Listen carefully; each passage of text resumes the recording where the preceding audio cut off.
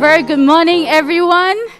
To all of you here in Menara Star Cybertorium, we hope that you've enjoyed the light refreshments that we've provided earlier. Okay? So, to all of you that are dialing in or watching it live online, we hope that you've had your breakfast. A very warm welcome to all of you to today's hybrid webinar. I'm Joan from the Star Media Group events team, and I will be your MC for today. Now, thank you very much for taking the time off from your busy schedule to join us at this very timely gathering.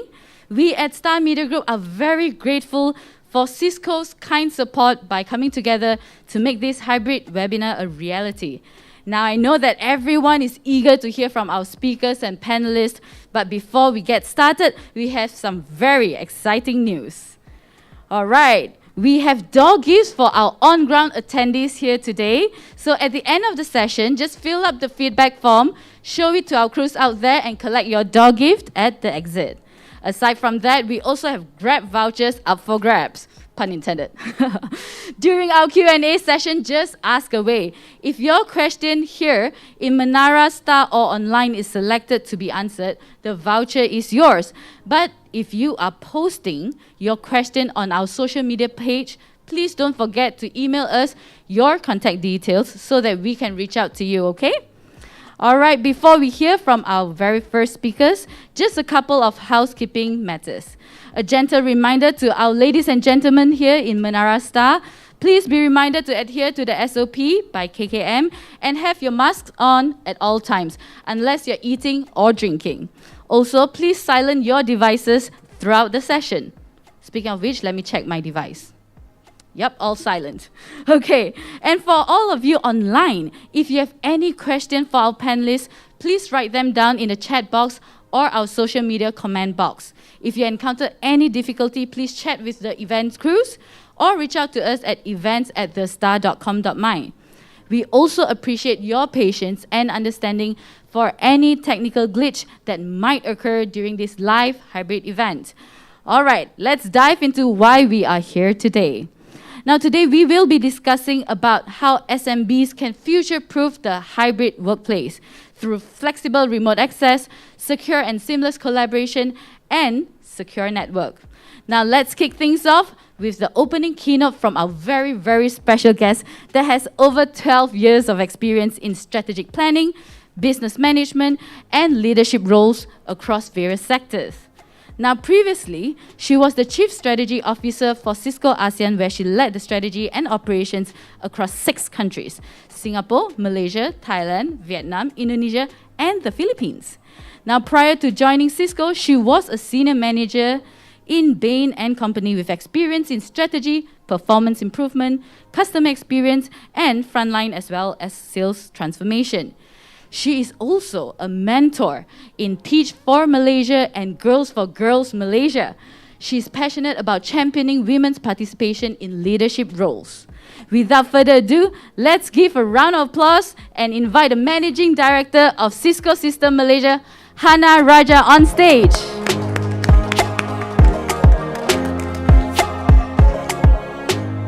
Thank you, Joan.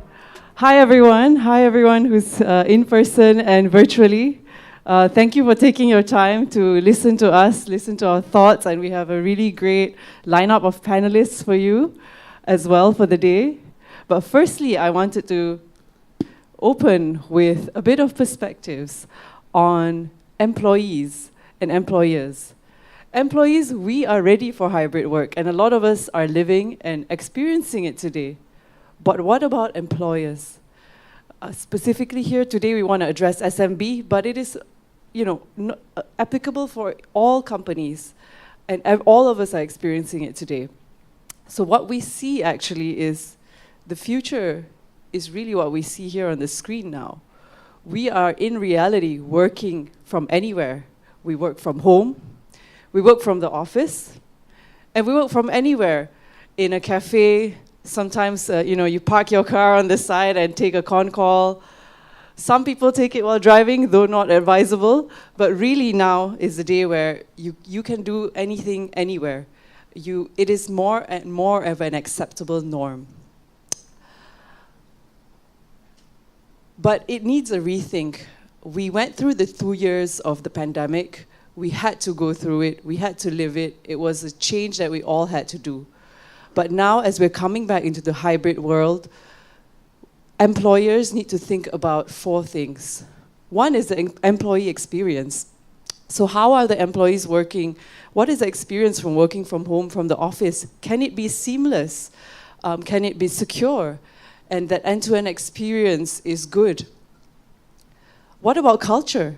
You'll have some people coming in the office, some people working from home. How can you have an inclusive and cohesive culture for your organization? Then there's also well-being. We hear a lot, right? Virtual meeting fatigue. And also, how do you ensure that the well-being is taken care of even if people are working virtually? And finally, very important is trust and leadership. How can you trust and empower your people to work from anywhere? We see here in Cisco, and looking at the data that we've collected over the last year, hybrid work has really positively impacted the workplace.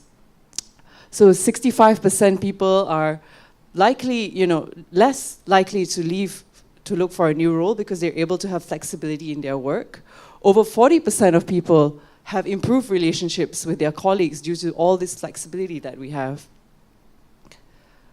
We also see that, and many of us see that, including me, myself, we are getting our time back because we don't have to commute to work every day. It is not a must. Some of us have all the flexibility to work from anywhere, work from home. We see, if you see on the right-hand side, 46% have reinvested time with their family and friends or on their personal well-being. And over 30% have saved over 8 hours a week. And it's over 70% 4+ hours a week. This is a great kind of milestone in productivity for all of us. And if we see, hybrid work is preferred. It is the way of the future. As a company, especially SMBs, when you want to attract talent, you will have to show that you offer the flexibility for hybrid work when it's needed. Over 70% of people say hybrid work is preferred. And I was surprised by this data point as well, that 20% actually like a fully remote work as well. It is more and more of an acceptable norm. And this is what we, as we go into, we want to attract more talent, this is the reality we face today. However, I'm not going to, shout about all the fun and good things about hybrid work because there is also the other side. You need to consider other things. There are some downsides to hybrid work, and more needs to be done to make hybrid work successful. In fact, we see here 1 in 5, only 1 in 5 of people feel their organizations are prepared for the hybrid work world today. And actually, really 2 things that are really important to deliver this and be prepared for the hybrid work is preparing your culture to be inclusive and prepare for hybrid work, but also, more importantly, your IT architecture for everyone to be enabled to do it securely and to have all the applications they need to do what they need to do.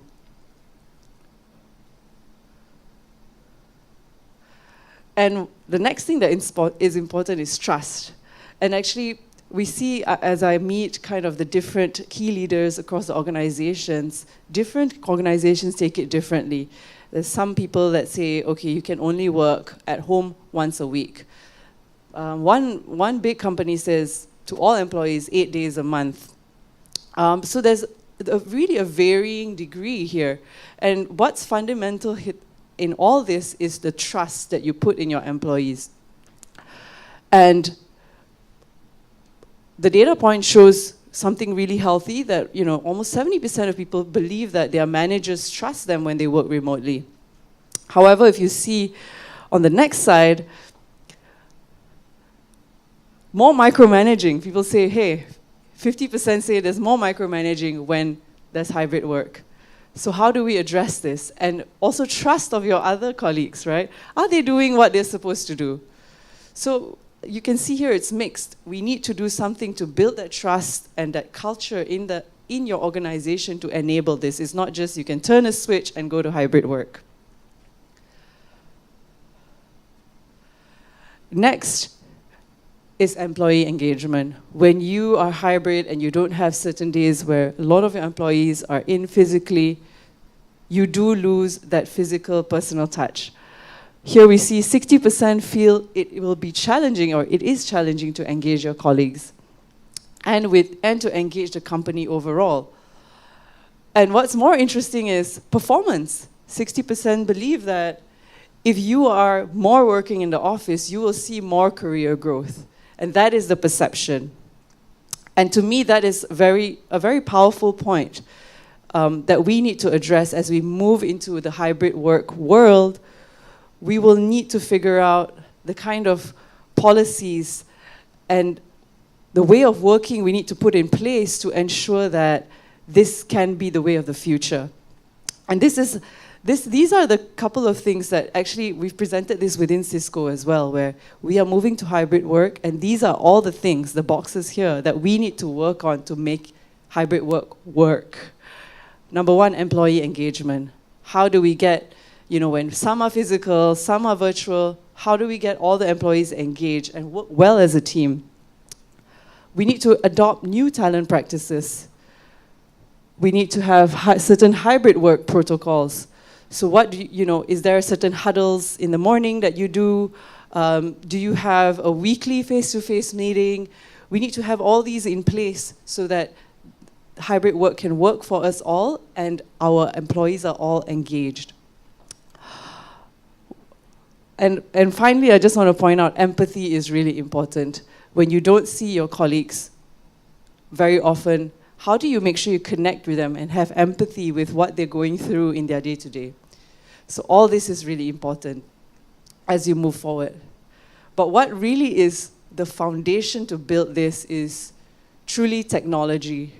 Without the right technology to enable collaboration, to enable your employees to do their work successfully, seamlessly, this will be a difficult thing to achieve. So if you see here the data points we have, networking will be important because, like you said, like you see here, 64% say suffering from connectivity issues is career limiting for remote or hybrid workers. So networking, your infrastructure will be critical, and most importantly as well, security. You need your employees to feel secure wherever they work and whenever they work. So this is a bit about a bit of the landscape of the hybrid work, and we'll have more exciting panelists who sharing what are the lessons that SMBs learned as they transitioned into this period. And thank you so much for listening to us today. And yes, let me pass over to the host. Thank you.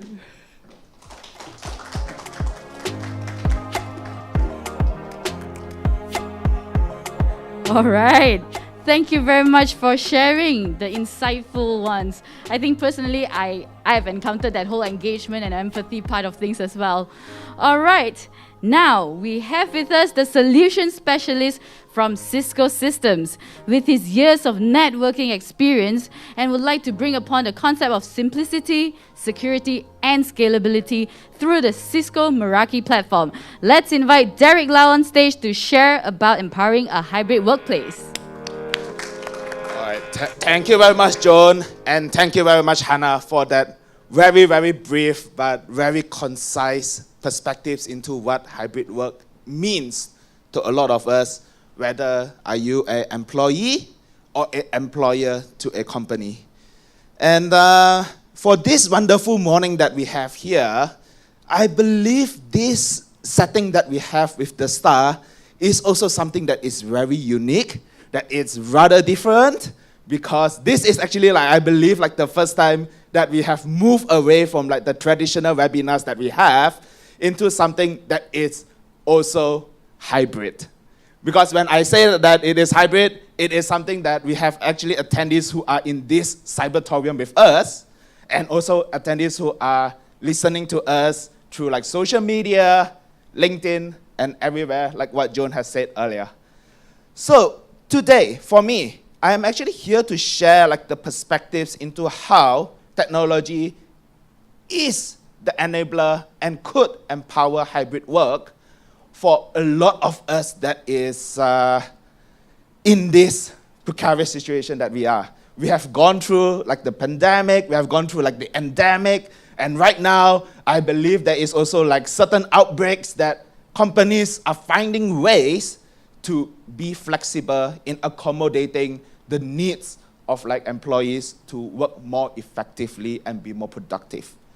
So this is where for all of us in Cisco, we are here to share like what the future really beholds and what does it actually take to really navigate through this transformation for the businesses, like what Hannah has said, and to make the employers a lot more prepared for what's next to come. All right. To everyone who has been with us in Cisco and who has actually joined like the previous webinars that was hosted by me, I believe there were actually a couple of things that we have shared throughout like the past few years. Like I believe things have really changed, and I'm here to re-emphasize it again. Things like how we actually collaborate with our colleagues, things with like how we are actually communicating with like the external parties, like our customers, our clients, and so on. We have really moved to like a different way of communicating. Even like video conferencing, we are using that a lot. Things like team collaboration tools, we are also being very reliant to it. The use of like certain enterprise applications like Salesforce, whatever it is also something that I believe a lot of companies, they have realized like the importance to like drive the productivity of the employees, and they have made the necessary investments. And at the same time, if you recall, I did also talk about like the distractions that we have in like the company, or also like the users that are at home. Like, what can we do to actually make sure that like the sensitive company data, we are actually protecting it to like the place that is near and dear to our hearts, and make sure that our employees, they can be as productive as possible. I think that is something that it's very important. And what's next is really talking about like the workplace that employers will need to design. Because the workplace of the past is really talking about building like a massive office. You have like a lot, or like hundreds of employees that is working under like one single roof.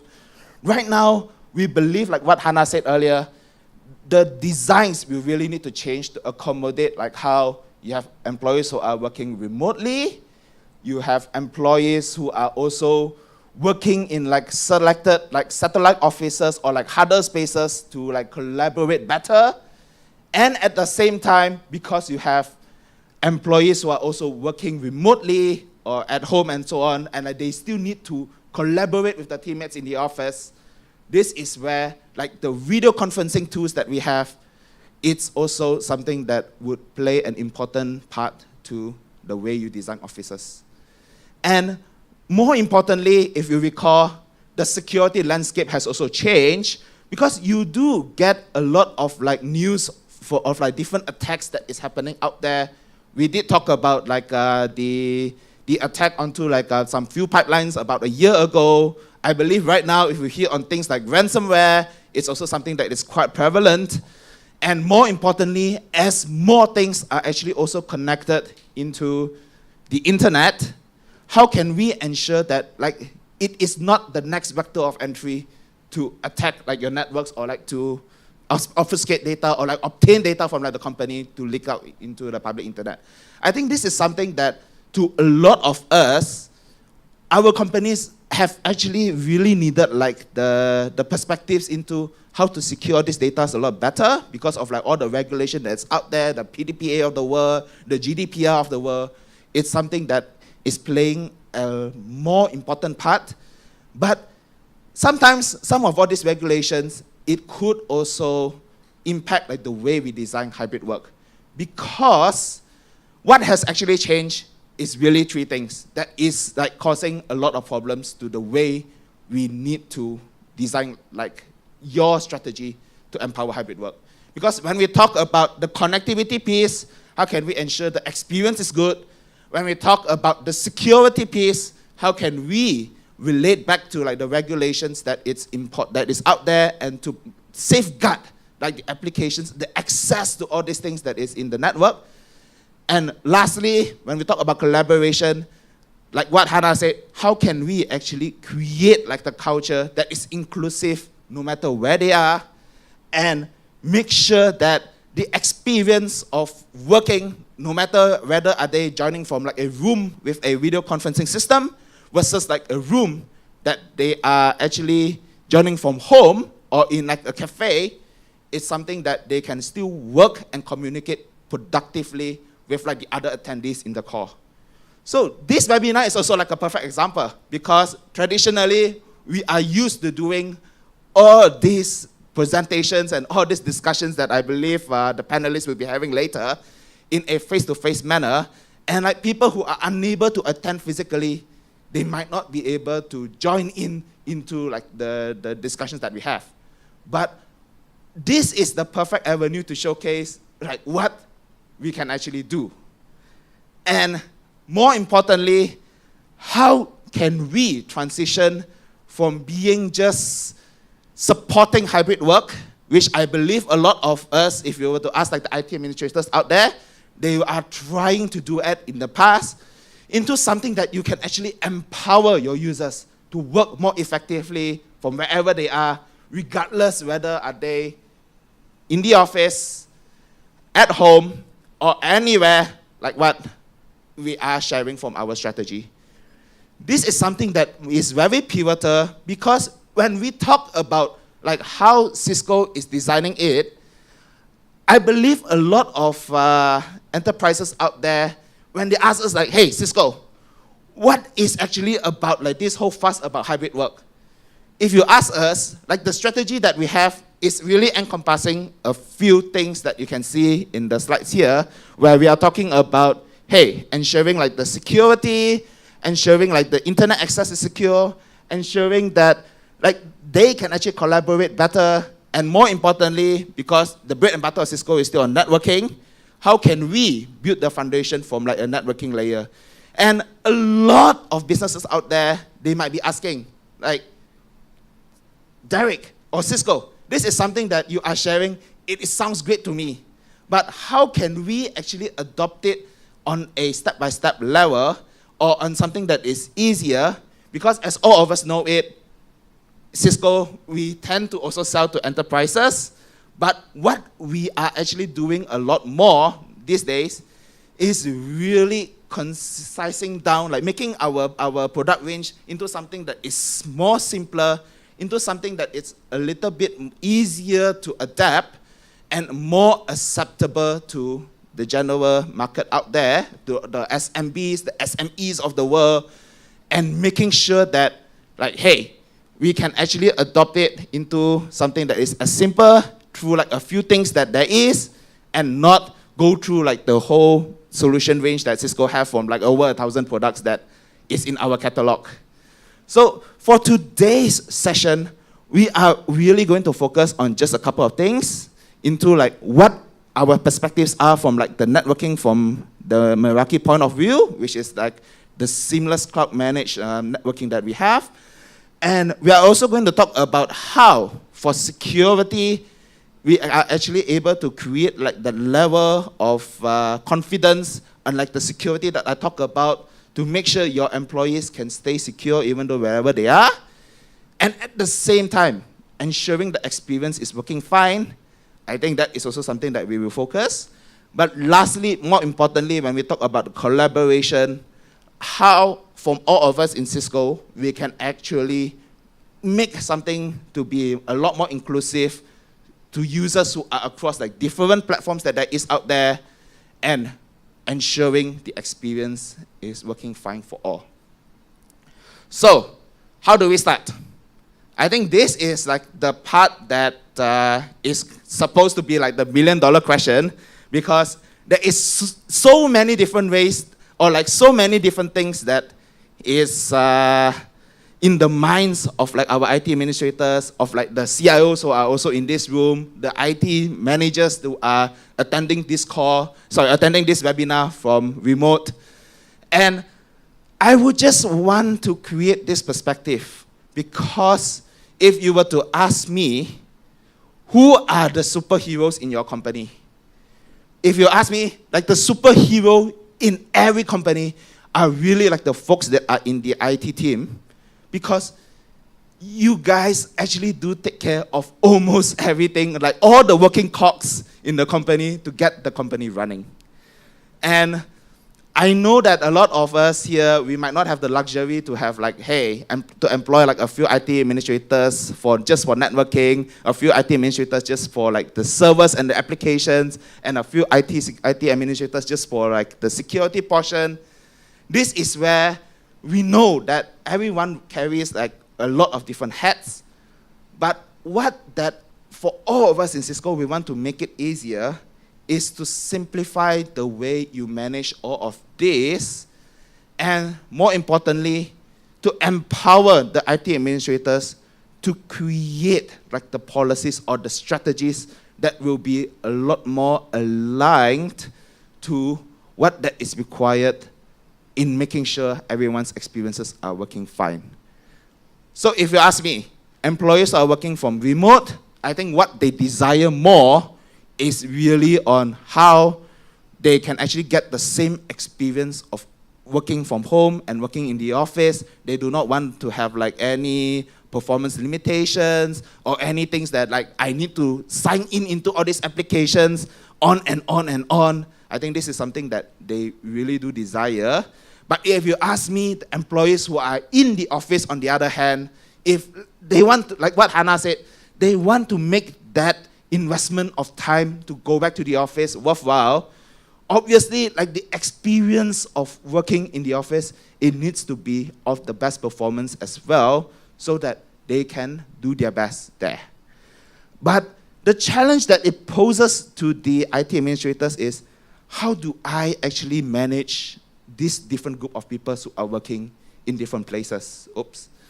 So if you ask me, the way we do like the policing, the way that we do the methods of managing like the technology and stuff, it needs to change, because how like the one particular person needs to design the strategy, it needs to be something that is encompassing to how the company needs to operate, and it needs to create like the democratization of experience for those users. And we are here to make things simple through means such as like the Meraki platform, where if you were to see into like our solution range, when we talk about having like the best of breed in our networking solutions, it is really meant to make things a lot simpler in terms of the experience, because when you have things that are connected, when you have applications that the users are trying to access to, I believe like the main challenge for a lot of IT users out there is how they need to analyze like what is actually going on within the network, what are the parts within the network that is working fine or not, and how can they actually improve the experience connecting to the network. I think that is more important. And when we talk about the applications, we do also need to be able to analyze and understand, like, hey, is the experience of users connecting to all these things, are they working fine? Is there any issues alongside like that connection flow? And what are the things that I, as the IT administrator, I need to focus on to fix that issue particularly? I think that is something that is going to create a better experience for all. And when I jump into like that particular security aspects of things, the experience is also something that is very near and dear to a lot of us, because at the onset of the pandemic, I believe like the key thing that a lot of us relied on, remember just now I was actually talking about supporting hybrid work, was really on this one thing that we call VPN, which I believe back then, when you have users who are working from home, they need to connect back to the office, that is like the lifesaver to a lot of people. But I'm also very sure that you do also receive a lot of feedback from the users that this is also an experience that can be clunky and can be hard to manage. I'm pretty sure with all the support tickets that to many companies that are out there, it is also like, it used to be something that is a mountain high, I suppose.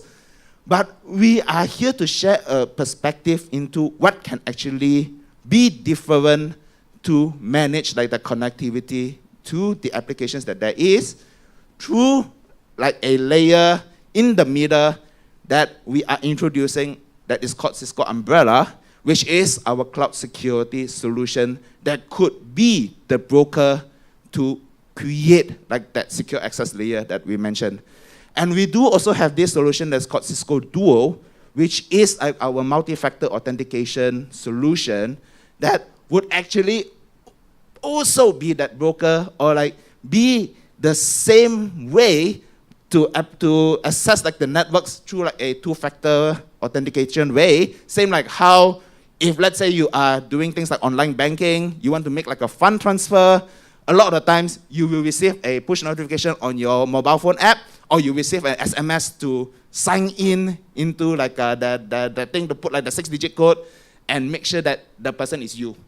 So same thing with like accessing into like all the applications. Even though like your users are working from home or everywhere, I believe that is also something that's going to be a game changer, because that would require the less amount of time for the users to actually sign in into those applications and to secure like the access into your corporate network.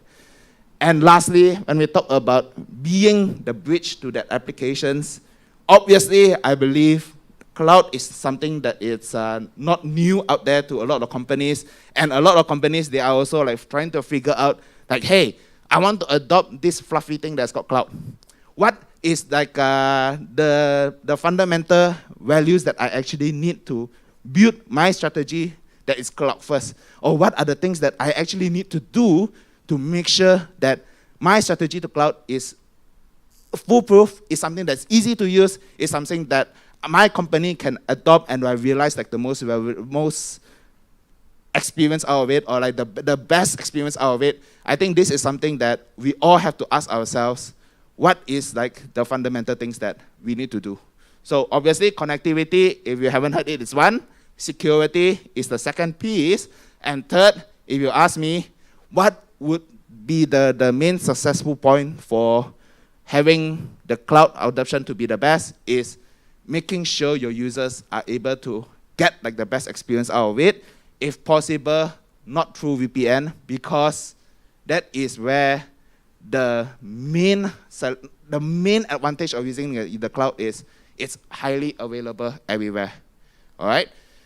And if you ask me, where is Cisco perfectly suited for this, it also would really be because we have the experience of securing like the large enterprises out there, and we are really trying to bring that amazing technology that we built for these large enterprises into something that is easier to use, easier to adopt, just so that most businesses out there, they will be able to realize like the value, the potential out of that.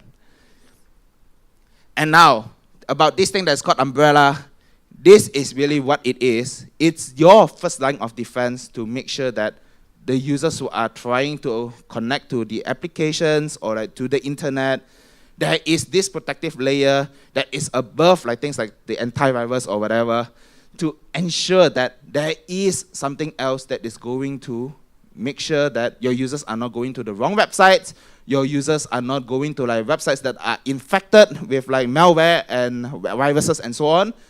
And more importantly, because this is something that it's based out in the Cisco cloud, it's something that's hosted by us, it is something that can be provisioned a lot easier as well. And when we talk about collaboration, when we talk about communicating with others, there is also 5 guiding principles that I believe most companies, you will need to adhere to when deciding what is like the best way to create like the strategy, it is really 5 things. How can we make it flexible so that users can actually work from anywhere? How can we make it inclusive so that users who are working from anywhere will have the same experience? Users who are using on different applications that's out there, they can have a good experience connecting and communicating with others. How can we make it secure so that if, let's say, they need to communicate, like the data that is transferred within like the collaboration applications and so on, it is encrypted, it is something that will not be able to be seen by other companies, other customers, other users who are not invited into the meeting, they are unable to join into those. I think this is also something that it's happening out there. How can we make sure that a lot of the things that there is, it is also manageable? You can actually see like what is the experience of users out there. And lastly, how can we make sure that it is also supportive, just so that when we talk about ensuring that we can create like the sense of empathy, it is something that you can actually share it across into like the virtual world as well. Because it can be something as simple as checking out to like my teammate, like let's say I have my marketing colleagues here, Wooni and Yinteng. I can just share to them that like, hey, how are you today? Or like, it's actually today's Wooni's birthday. I can actually just share like, hey, Wooni, happy birthday on your on the application. It's those small little touches that you really do need to have and be able to create like that sense of inclusiveness with your colleagues at work. I believe that is something that would make a difference. And if you still do not have a collaboration meeting platform, I think this is where WebEx might be a good fit for a lot of companies out there, because it is just simple to use. I'm pretty sure to some of the attendees who are joining into like this webinar through like the remote means, you are already experiencing how seamless or how easy it can be to join in through this platform that we have. And if you haven't, this is actually something that I will also have good news later to share, that you can actually try it out. We also have like free trials for it. But more importantly, this is not something that you require a lot of big investments for, because we have actually perfected this video conferencing architecture since about 15 to 20 years ago. We are the pioneer in making remote work happen, even internally within Cisco, like what Hannah has shared. So what's next is really how can we make it possible for employees to meet people from wherever that they work. It's really through an inclusive means where we actually do have a lot of different solutions out there that can actually empower video conferencing, be it for like locations that are in a large meeting room, a boardroom, a huddle room, or even like remote devices that you can actually give out to your board of directors at home, or your managing directors, or your key executives in the company. We have some of those. And even for the road warriors that are out there, we even have things such as like a noise cancelling headset that has like up to 6 or 8 microphones in that one device. I believe the ability to hear clearly and succinctly what the other person is talking about is the key changer, or the key differentiator to what collaboration is supposed to be. So this is where I believe for all of us in Cisco, we are here to help you. We are here to actually also share with you what is like the secret sauce that is required to make hybrid work happen, where we really talk about 3 things. Making sure that the connectivity is the best, is creating like the best experiences for the users out there. Making sure that we can secure just about anything and everything, while making sure the experience is seamless and easy to use. And lastly, making sure that we can actually collaborate effectively with one another. I think this is something that is going to make it a lot simpler for you to craft your strategies with regards to hybrid work. And I think this is something that we do need to share with you as well. We are here to help. Because to get you started, we actually have a couple of things that we can assist you to get your strategy starting, to get your evaluation starting from like the networking point of view, when we talk about like the proof of concepts or like the creation of like the solution for you. We can actually help you out through that, like through our Cisco partners, or if for the customers who are actually in this event hall today, we will be around. You can actually mingle with us later. I think this is something we can do. And for the amazing solutions that we have out there with regards to like security, like what I mentioned about Cisco Umbrella, about like Cisco Duo, we actually have like trials for that. And even for the collaboration systems, we do have free trials that you can actually leverage on. And when we talk about security, in fact, we are doing something that is a lot different nowadays, because we are no longer just talking about trials. We want to create, like, we actually have this program that is called the Security Health Check Program, where we can actually do a assessment into your company's networks to see what are the hidden threats out there, what are the hidden threat vectors that are there, and like what are the websites that can be malicious that your users are actually accessing to out there. Things like this that is usually unable to be uncovered through like the traditional solutions that there are, we can actually assist you to see what that is unseen within your network.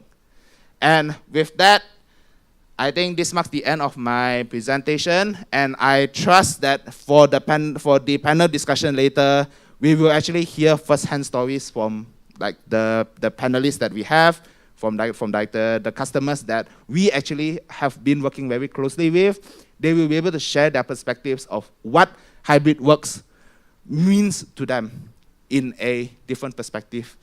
And with that, thank you very much. And I am already looking forward to the next installment of the session with the star out there. All right. Thank you very much. All right. Thank you very much, Derek, for the engaging session, as usual. I particularly like that portion where you say IT folks are definitely the unsung heroes out there. Sometimes they're always behind the scene. We think, very simple one, just get it done. It's not as simple. It's about the connectivity, security, all these counts. Hardware, software, they all matters, right? Okay, now before we dive into the panel discussion, let's watch a quick video on hybrid workplace. Hybrid is the new way of work. For it to succeed, companies need to provide a uniform experience, whether employees are working in the office, at home, or anywhere in between. And you know what? It doesn't have to be complicated or cost a fortune. It is all about seamless and secure collaboration, irrespective of the location. Having the right tools that empower inclusion, even when you're physically apart, and enable everyone to meaningfully contribute while juggling different roles in life. Hey, the kids are in the room. Let me turn on the noise cancellation. Can y'all hear me better? Need to get from one place to another? You can still be in the game and access all your resources conveniently and securely, just as you would in the office. At the end of the day, it's about facilitating a uniform experience for all and being able to transition seamlessly from one workspace to another, be it virtual or physical. And you can have the technology at your fingertips to make it all possible.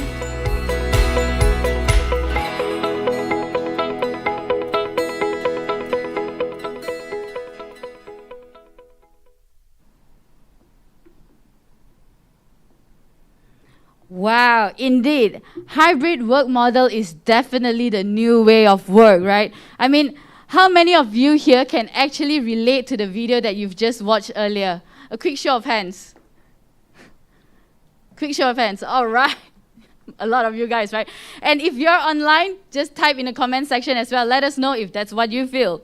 Okay, now you see, very often we hear how employees can actually sometimes feel isolated or excluded in a hybrid discussion, where some of their teammates are actually in the office while they are actually joining the discussion at home, right? Personally, I particularly can relate to the scene where, the kids were actually playing in the room and the noise cancellation function actually really helped save the day. Not that I have kids, but my colleagues do. All right, well, with the right tools, it'll definitely be able to empower inclusion and create a uniform experience for everyone. So we can truly now work anytime and anywhere. And the best part is that really, it doesn't have to be that complicated and it doesn't have to cost a fortune. All right? Okay, since our team are done with the stage setup, let me quickly introduce our moderator and our esteemed panelists. The moderator of today's panel discussion was previously the editor of The Star's popular Intact Pullout until 2005, before being posted to Bangkok, and as the editor of Asia News Network. He is now the senior news editor of the Star Media Group. May we please invite Asohan Aradure to join us here on stage.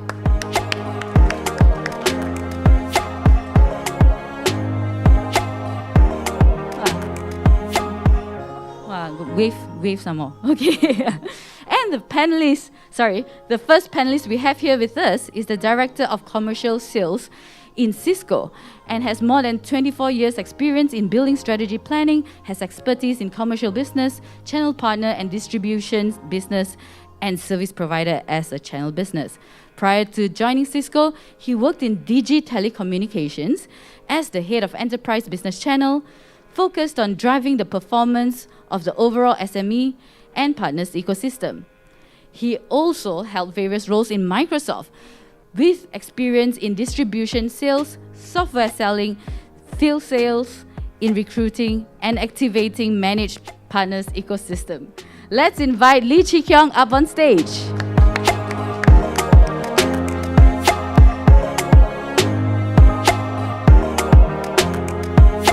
Okay, up next, joining the discussion, we have with us the Executive Director of Malaysian Employers Federation, MEF.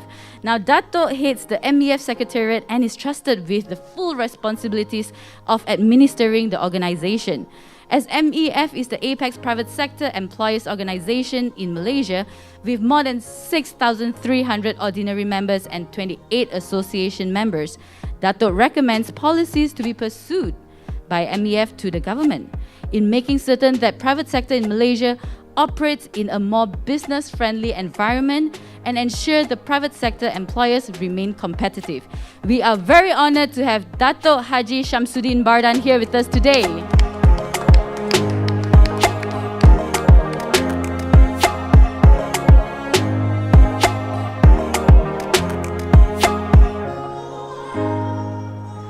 All right. We also have the Chief Technology Officer of Affin Hwang Asset Management joining our panel discussion. He is in charge of Affin Hwang Asset Management Technology and Technological Resources, whilst driving the technology vision, strategies, and plans for growth. His current focus is on digital transformation to develop technical aspects of the company's strategy and to ensure its digital roadmap aligns well with its business goals. This involves implementing new technological solutions commercially and profitably to deliver a competitive edge. Now let's invite Alan Wu up on stage to join our panelists.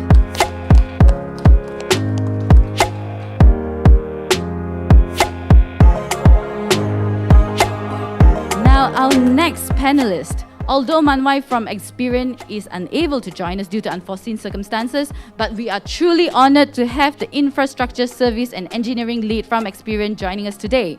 He has over 17 years of experience in managing and supporting IT operations in a local banking industry. Since joining Experian, he has been leading a team of network resource across the region and was involved in various large-scale projects in Australia, Singapore, and India. May Jerry Lee please join our panelists here on stage.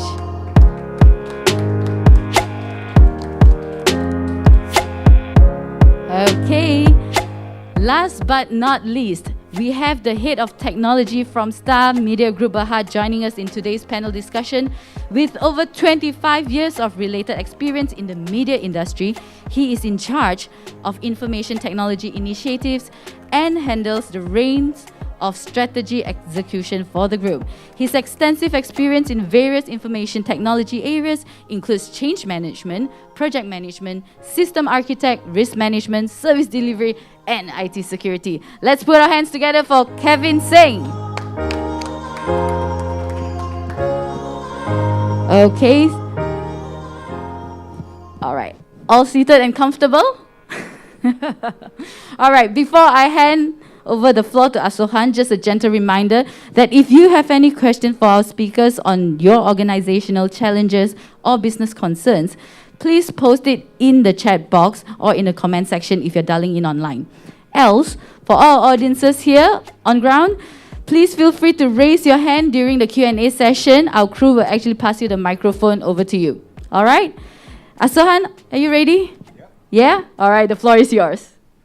Hi, thanks, Joan, and good morning, everyone. I was going to grab another cup of coffee because it's so early in the morning for me. But after Derek's enthusiastic presentation, I'm wide awake. Thank you, Derek. Okay, welcome, gentlemen, to Menara Star. If this is your first time, I hope you're having a good time and you've had all your refreshments and coffee if needed. We won't waste any more time because I think we've already had very good rundown by our previous speakers. So let's jump into it, as they say. When I ask you a question, and if it's your first time you're answering, just please give us a brief rundown of your role and what you do in your organization. I'd like to start with you, Datuk Samsudin, because we've already got a couple of questions that some members of the audience have sent in. And it's basically, they want to know, can you give us a brief rundown of what the government policy and what legislation we have in place and what legislation can we expect in terms of not just the hybrid workplace, but the whole flexible working environment that we are looking at these days? Terima kasih, Asohan. Bismillahirrahmanirrahim. Assalamualaikum warahmatullahi wabarakatuh. Very good morning to all the participants. Yeah, of course, I'm the Executive Director of MEF, and we know the roles that MEF play. Actually, is to protect the interests of employers and also to create a very business-friendly environment to attract more investors, whether they are local or foreign direct investment. Talking about flexible work arrangement, I believe many employees are very excited about it, because 1st September is coming.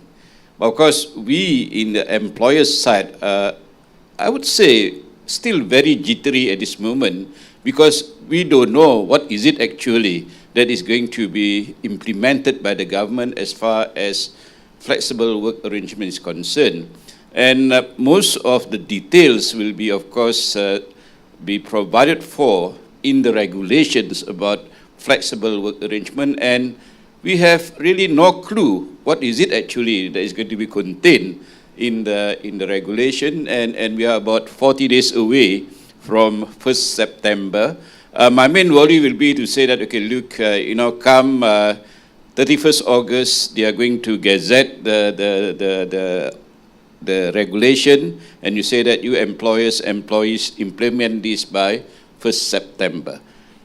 Now, to be frank, that really happened as far as the Act on the Accommodation is concerned. Was gazetted somewhere on 29 August, and they expect employers to implement it by 1st September. And imagine the kind of difficulties that we face. But of course, let us just go back briefly about this part on flexible work arrangement. It is under Part 12C, a totally new section.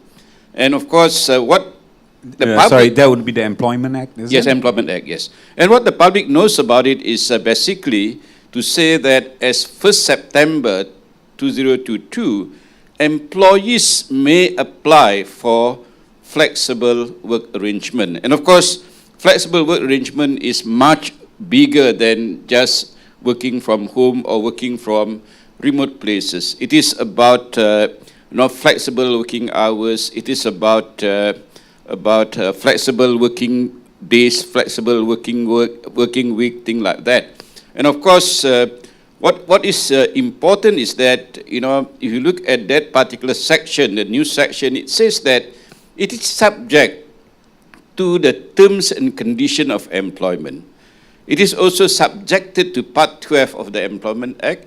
It is also subjected to collective agreement if the company and the union has a collective agreement. So it is not as simple as it seems to be. There are a lot of, I would say, parameters under which the flexible work arrangement can operate. And of course, when you talk about Part 12 of the Employment Act, I would say that there are a lot of, I would say, restrictions that may not be able to fully support the implementation of flexible work arrangement. Firstly is that when you're talking about working hours, we still have these restraints about what is the working hours available in a day, maximum, what is the available working hours per week, maximum. Of course, currently it is 48 hours per week. It's going to be reduced for 45 hours per week as far as 1st September is concerned. And of course, say for example, if an employee apply for flexible working hours, you say, okay, look, today I can only offer 4 hours of work today, because I want to send my child to a clinic, thing like that. But tomorrow, as the employee say, I can offer the company 12 hours of work because I'm okay tomorrow. But will the company say yes? Obviously, the company will say no, because they will be advised by the human resource practitioners to say that if the employee work beyond certain hours, of course it can be 8 hours per day, can be 9 hours per day, then the employer has to pay overtime, because overtime is based on any hours that exceed the normal hours of work per day. So in that sense, of course, I would say that the so-called flexibility is not really flexible. So I would say that it is better for the government to actually say, look at the whole ecosystem under the Employment Act under which you want to introduce flexible work arrangement. Because basically now, if you look at other countries around the world, and also some of the ASEAN countries, they had introduced what they call it as annualized working hours, not based on per day, not based on per week. So long as you are able to fulfill your contractual hours per year, you are okay. Then in that kind of environment, then I would say that flexible work arrangement may succeed. Yeah? And of course, the other part is that, the laws say that employee may apply. And of course, the employers has to decide yes or no within 60 days. And if the employer say no, then the employer has to give a reason for rejecting the application of the employee. The law doesn't even say the employer need to give a reasonable reason. Yeah.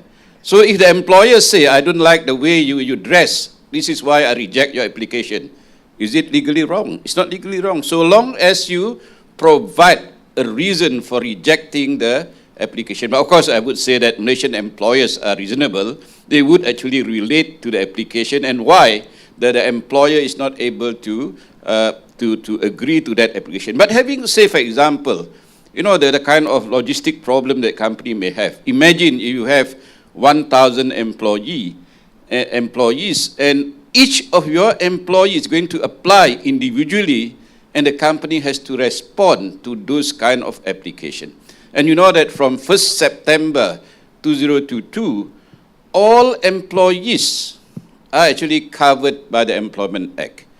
You and me will be covered by the Employment Act because it doesn't really matter how much you earn per month.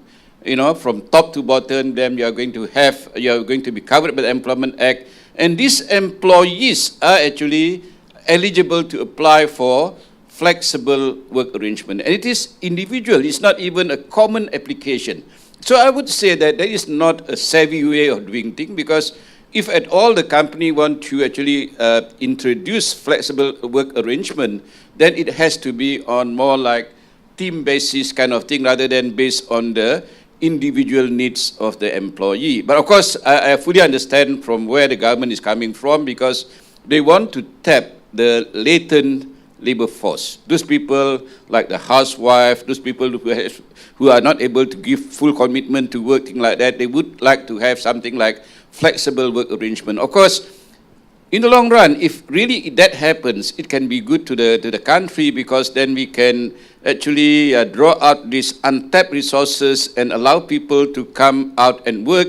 And of course, the next thing is that we are going to be able to reduce our reliance on foreign workers. So thank you, Aswad. Right. Thank you for that very comprehensive rundown of this thing. In case our audience didn't miss it, we are talking about amendments to the Employment Act that will be introduced on September 1st, and we still don't know what the contents are in there.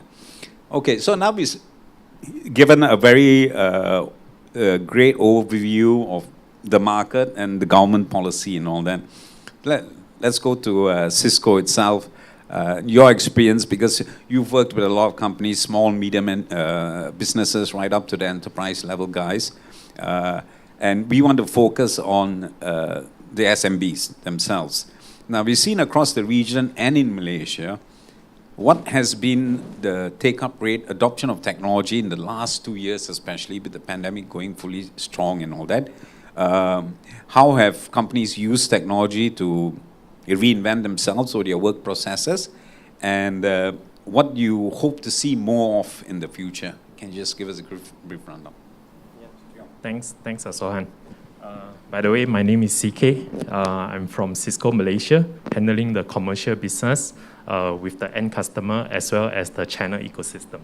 Okay, so back to your question, I think that is a very good point. I think for the past 2.5 years, everyone really go through the hectic way, right? Especially when we just started the lockdown, which is 2020 March, right?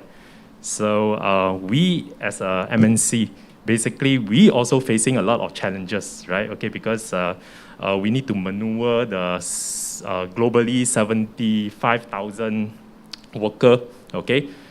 We used to practice in terms of doing hybrid work from home kind of practices, right? But when you come into the global lockdown, 75 user basically cannot go to office, right? So this is the hectic one, right? Okay, even though we as a MNC, we experience that, okay? Can you imagine, right? Okay, which is for those local big enterprise, right? Okay, they used to day in, day out, go back to the offices, right? Okay, go back to the offices and then punch in, punch out. And then all the basically technology and all the gadget as well as application is sit in-house, right? So basically you need to do a lot of changes, amendment or improvement, right? Okay, to make sure that all these things work from home, okay? But we are talking about all these enterprises, right? Okay, they do have a sizable budget to do that. Maybe they do have a technology journey, okay, to implement certain things. But how about SMB? SMB market, right? Okay, which is a lot of entrepreneur. They do not have that kind of maybe knowledge or competency, but they need to do overnight kind of shift. That is the most challenging part. But that is the moment, okay? I think for the past 2 years, a lot of people make a lot of changes, right?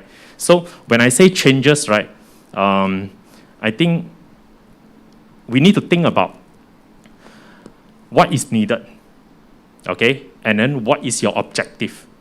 Rather than, okay, a lot of people say that, oh, I wanted to change IT. I wanted to improve all my infra. That is not relevant and not reasonable as well, right? Okay, I think we need to go back to the point, look into the what sort of objective you wanted to achieve, okay? Because most of the SME, they are surrounding by few key components, okay? They wanted to improve productivity, they wanted to improve profitability, as well as they wanted to acquire new customer, right? Maybe sometime, okay, this is the most important piece they wanted to look after, right? So if today their focus is more on this area, I will suggest, right, okay, which is they put in more focus to enable this portion, okay, before you look into other area, okay. So this is my comment, right. Was there any particular difference in technologies that SMBs should look into as opposed to enterprises? Okay. Or platforms, No, I think a lot of SMB in the market today, maybe WhatsApp is part of their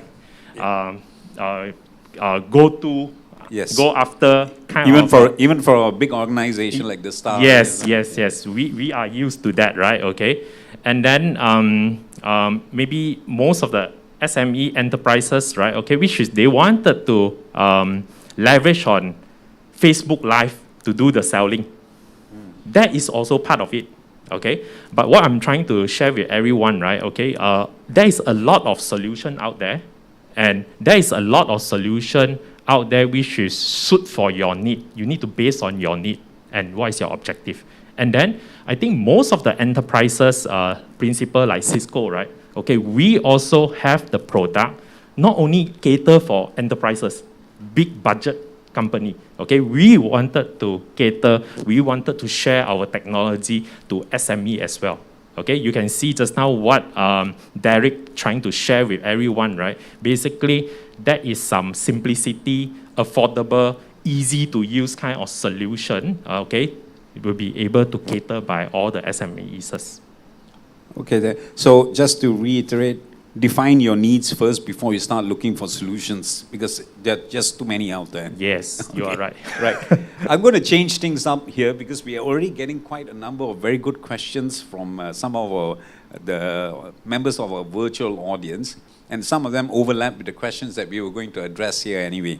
So kind of think of this as the Q&A has started a bit before we fully go into it. So there's one question that I want to tackle this thing, and this is for any of you three. I'm going to give you all a chance to speak first. We'll start with you, Alan. This one from Wong S. King from WebEx. My boss is not in favor of a hybrid working environment. How do I convince him? And his question is about his boss, but I think all of us would have felt it at different stages, even you, Kevin, is that even if you're in a C-level and your other C-suite partners may not be fully into this, how do you convince the other members of your management team that this is the way to go? What were the challenges that you faced? If we don't mind sharing a bit, I know some of it may be classified information. How did you guys manage to get past this kind of challenge? Convince your boss or your fellow managers that hybrid is the way to go, flexible working arrangement is the way to go. Probably I'll start. My name is Alan Wu. Good morning to all of you. I'm the CTO of Affin Hwang Asset Management. So how do we tackle this problem? I think we started the ability to do hybrid workplace probably a year or two before the pandemic. And this is really out of necessity that we are one of the highly regulated industries in Malaysia, being in the asset management and fund management industry. So what we need to get right most of the time is the ability to handle disaster situations, right? Business continuity practices and all that. One of the ways that we tackle that issue is the ability to have our workforce do the stuff that they normally do on a workday at a different location other than the office. So in short, we bundle this whole ability to work remotely as part of a risk mitigation, risk management scenario. So that is a good start. And secondly is that, we are always running into lack of meeting spaces, really. Rooms are practically booked. I'm not sure any of you have had that problems. But in the peak of times before the pandemic, we are always running out of meeting rooms. And one of the solutions is to have, WebEx, right?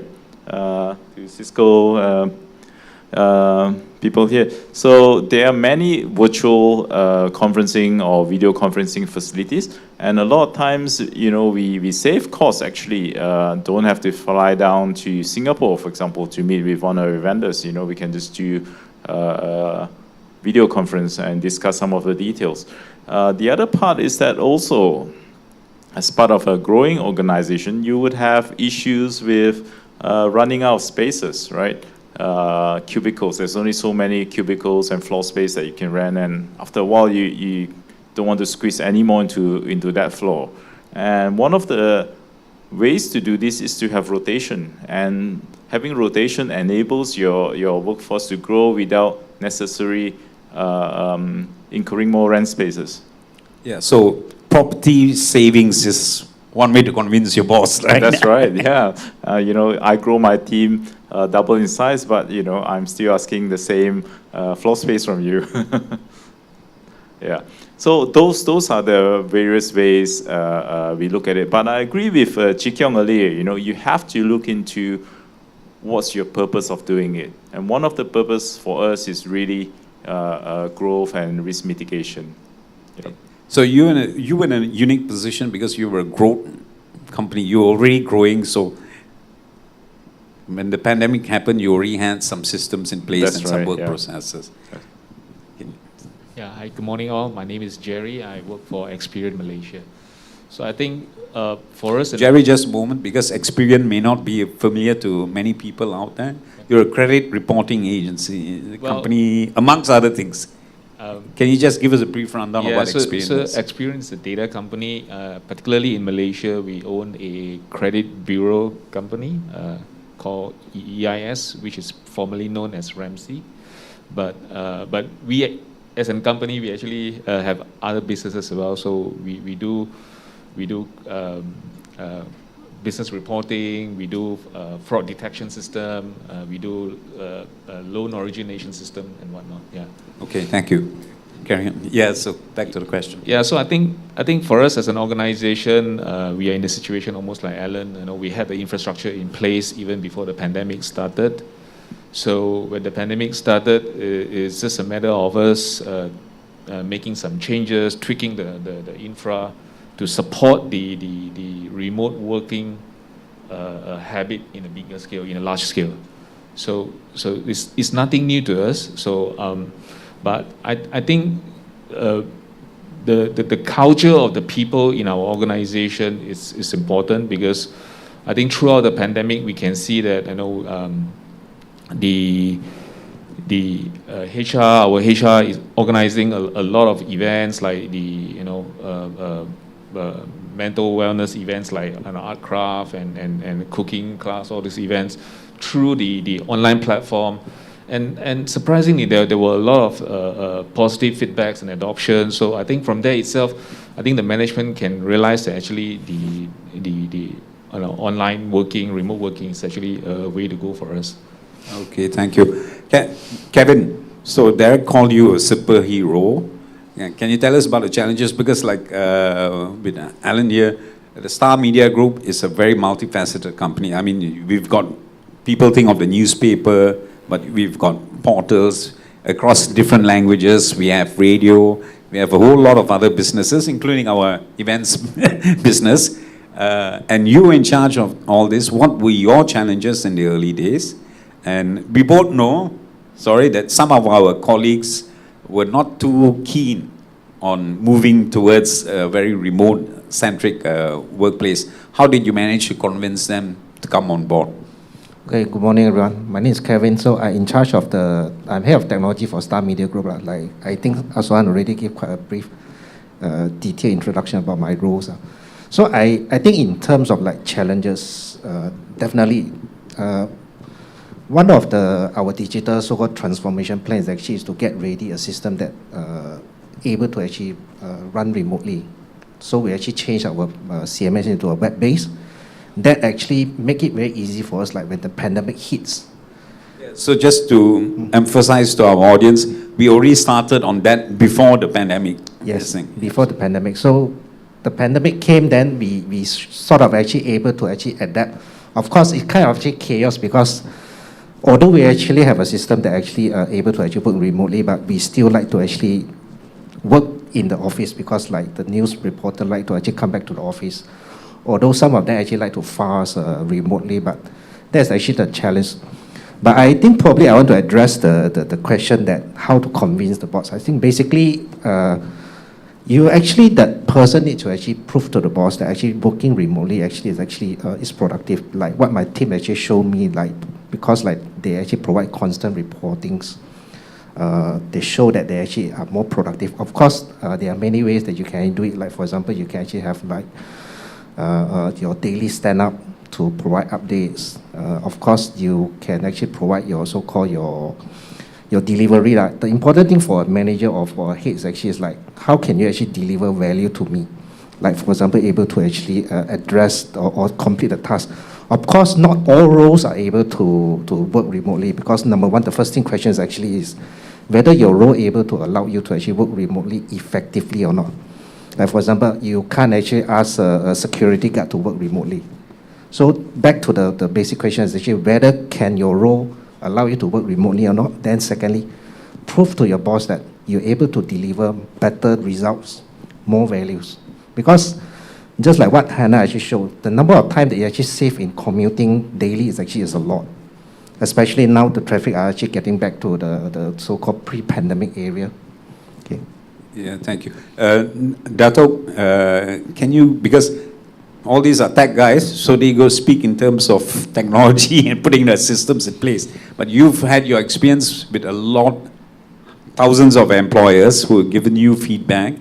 How would you answer the same question? How would you convince your bosses that it is worth looking into the hybrid or flexible working arrangement? What are the issues that managers should look at first? Yeah, thank you, Aswan. You know, when we go back, for example, to the first time when the government announced about the MCO, way back in March 2020, many employers were really caught off guard. Yeah, you gentlemen are very lucky because you have some form of system before the pandemic itself. But many of us, many of the employers are really caught off guard, and they are actually scrambling to find out ways and means in trying to actually get the company continue to operate during that MCO period. Yeah, and of course that goes even up to right into 2021 kind of thing. And of course, we are lucky that many of them are able to somehow manage the system even though it is from scratch. And of course, one of the major issue is basically when we talk about trying to convince the CEO that you continue to do the kind of things that you do during the MCO is whether this kind of thing is going to affect productivity of the company. Of course, many employers also realize that the kind of work they do may not be able to be done remotely. Say, for example, if you're in production, if you're in services sector, thing like that, or you are in the construction sector, plantation, there's no way that you can go on a hybrid situation. Yeah? But of course, when we conducted our survey on whether you actually want to continue doing hybrid work after the MCOs, not many indicated that they want to continue with hybrid work. Yeah? And of course, it is less than 20% based on our survey. And of course, we also had a situation where the boss is really not I would say, interested to go on hybrid work. Yeah? And of course, to convince the boss is not going to be easy, because you can say either you come to work or the boss will show you the exit door. Yeah? And of course, that is, I think, the reality. Of course, we all try to say that, yes, hybrid work is good. Hybrid work can actually reduce your costing like that. But some of the bosses say, no, I want you to be at the workplace. Yeah? But of course, I mean, sharing some of the advantages of hybrid work, for example. Say there are reports from Japan to say that this company called, what they call it, Fujitsu, one of the biggest employers in Japan, they actually had actually gone on 50% work from home kind of thing. So arising from that, actually they don't require the bigger office space that they used to have. So they let go 50% of their office space, and they are able to save costs in that sense, and Fujitsu was kind enough to share the savings that they have actually with the employees by increasing their allowances, things like that. Oh, so wow. that is the kind of thing that perhaps, we try to actually emulate that kind of situation where employers should be willing to share the good advantages of hybrid work. Okay, that's very interesting about Fujitsu. It also reminds me of what Elon Musk tried to do with Tesla, demanded all the workers return or find new jobs. And when the workers returned, they found there were not enough facilities on site. The systems were slow on site. They were actually more productive working from home. So that's, I think, a lot of new learning experiences for everyone. But going back to how would you, CK, what was the biggest challenge you think that the small and medium business would have faced in trying to get management in? And what are the key, I mean, because we've spoken, and I think you three gentlemen can also chime in if you want, security. How do you ensure, because a lot of companies, even before the pandemic, even before we went through this cybersecurity has always been an issue. We had one report, I think, about a year before the pandemic saying that Malaysia does not have enough cybersecurity experts, right? Has that changed, and do you see that there's how would a small and medium business tackle this problem? Thanks, Sohan. So I think, okay, before I answer that, right, okay, just back to that productivity and trust issue, right? I think most of the SME, if you ask me 3 years back, hybrid work, virtual, no, it's a no-no, right? To most of the entrepreneur, right? But during this pandemic, and we went to endemic, I think most of the business owner, they are really test it out, and they also find out there is some good stuff behind, right? Because a part of the commute from one place to another place, right?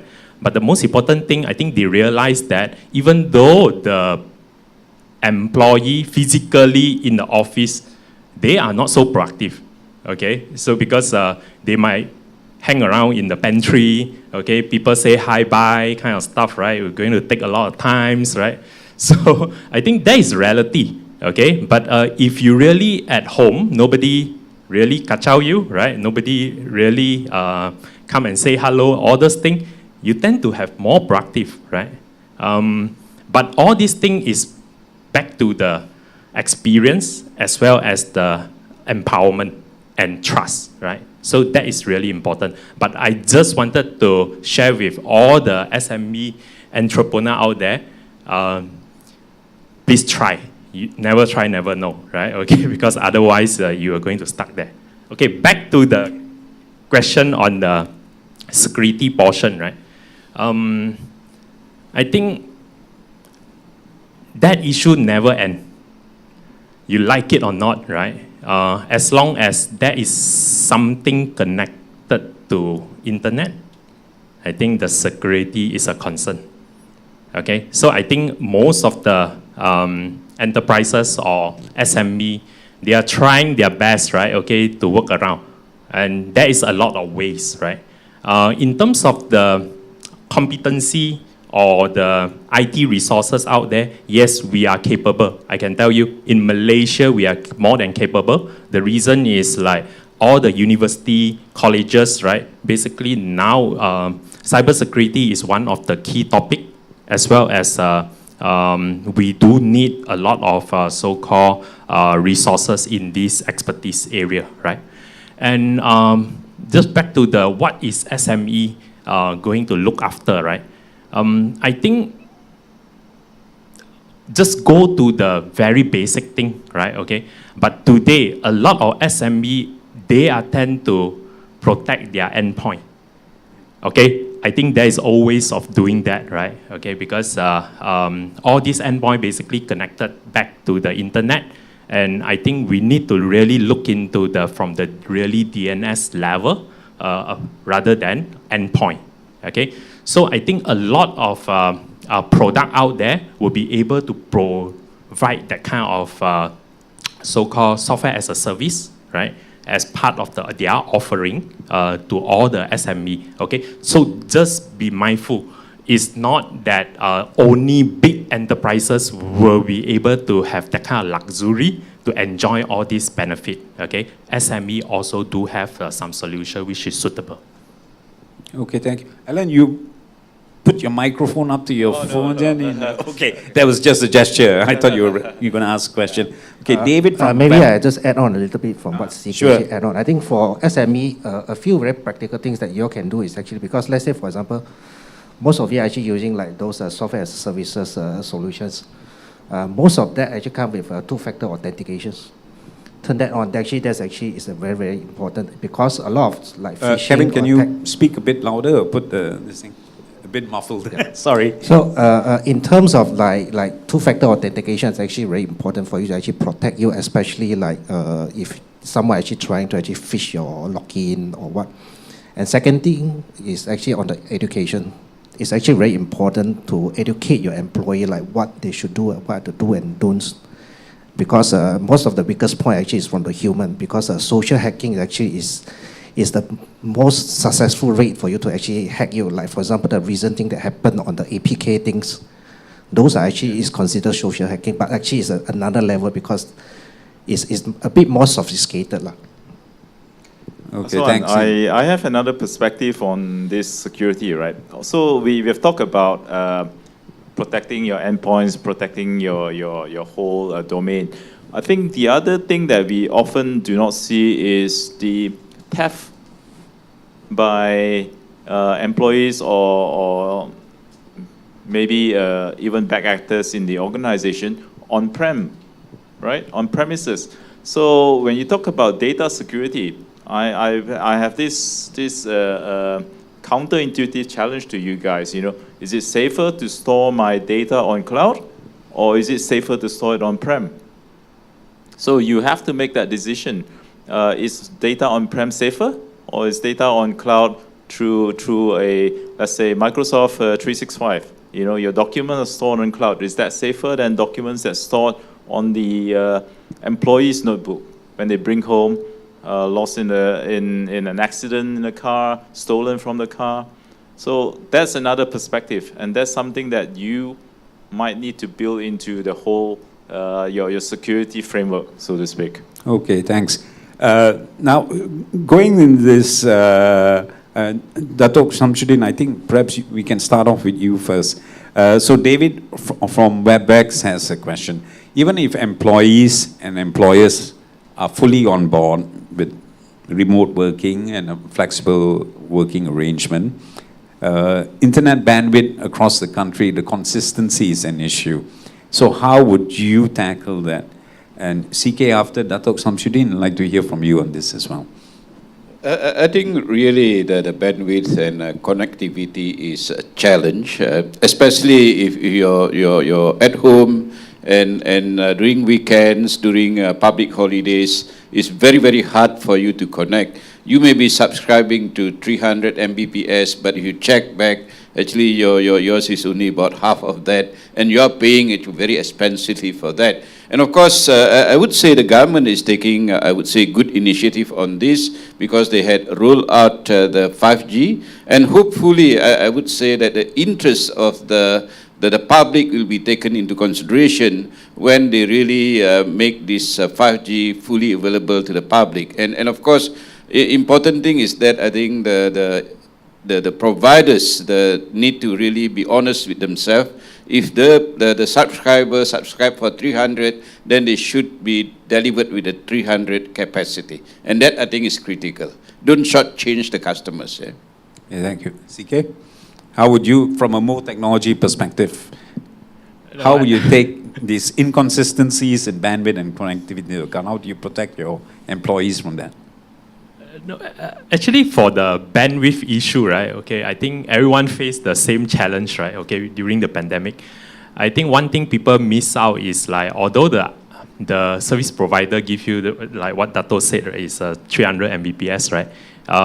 But a lot of people tend to forget the devices also play a big part, right? And your home router, right? Okay, today if you subscribe 1 GB, basically you need to change your router, right? What I'm trying to refer back is the network infra portion, right? Okay, that is really critical, right? No matter how big is the bandwidth there, right? But you need to suit with the right devices, right? Okay, network equipment to make sure that you will be able to cater that, right? Yeah, thanks. Jerry, you again? Yeah, so for us, I think it's pretty much the same. During the beginning of the pandemic, bandwidth is always an issue. But I guess after taking a good look on the applications that our users out there are using whenever they connected to our network, we begin to realize that some of the traffic are actually not necessary to be tunnel back through the VPN tunnel back to our data center. So that's when we started the conversation with our global security folks, try to list down what are the applications that can run outside the tunnel instead of being tunneled back to the data center, because that's going to choke up all the bandwidth. Imagine, if you have 500 people attending a video conference meeting, all this video traffic is going to tunnel through the VPN tunnel back to the data center. So we gotten some approval to actually whitelist some applications like WebEx, Office 365, Teams, all those traffics actually that we consider them as secure to be run outside the tunnel. Actually, we actually make some tweak on our VPN infra so that it no longer actually choke up the bandwidth on our data center. Okay, thanks. I was just, when you were just talking about that, I just remembered something as well. I'm a user in a big organization. So we go back to the original question of how do you convince your management. My thoughts, based on our own experience, when we had some people, actually in Star Media Group, top management was all for the idea. They wanted to, because it's key to our business to be able to, business continuity was key. And with, the issue that when we knew there might be a lockdown, even before it was announced, we had to put systems in place to say, what happens if there's a total lockdown? How do we continue with business? So top management knew that we had to do this. It was basically little managers of different desks who were very reluctant. And one of the key issues there was trust. And what happened is that when we did it, they came on board. Because they saw for themselves how much more efficient. And our business, I'm in the editorial side. So, we have to send reporters to Putrajaya, to this place, that place for press conferences and all that. To expect them to come all the way back to the office to work on your stories was, you're going to waste 1-2 hours of commute time. And we needed those stories, especially when it came to information about the pandemic, it had to go up immediately. So when they saw how reporters were immediately on board, they came on board. So sometimes, like these gentlemen have also pointed out, just do it and you'll find out. Just get them to do it and they'll find out the proof of the pudding is in the eating. It will show itself out. Right, thanks. Are we now end of the panel discussion and open for Q&A? Yes. Okay, so before I go to the responses that are coming in on our chat box and social media streams, I'd like to open the Q&A questions to people in the audience. We've actually already answered some audience questions, but if anyone here has a question, just raise your hand and we'll get a mic to you. Just a moment. And just please introduce yourselves before you ask your question. Thank you. Raymond Liu from Macmillan Woods, an accounting firm. My question to you is that, before I put the question forward, I'm very receptive to the hybrid workplace. However, having said that, certain businesses, there's no way you can go on this hybrid workplace. For example, SMBs.